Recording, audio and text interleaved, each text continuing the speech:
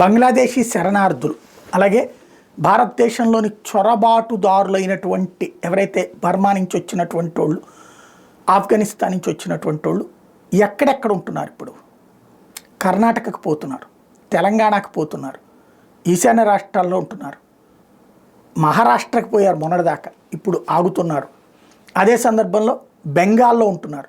ఇట్లాంటి దాంట్లో కర్ణాటకకి ఈ మధ్య కాలంలో చేరారు ఒక ఎత్తు అయితే, అలాంటి వాళ్ళని చూసుకోవడానికి కొన్ని సంస్థలు ఆయా రాష్ట్రాలు వాళ్ళకి ఇక్కడ బ్రతికేటందుకు తగినటువంటి వసతులు కల్పించడం, వాళ్ళకి కావలసినటువంటి న్యాయ సహాయం అందచేయటం, వాళ్ళని తిప్పి పంపకుండా చర్యలు తీసుకోవడం, ఇట్లాంటి వాటికన్నీ కొన్ని సంస్థలు.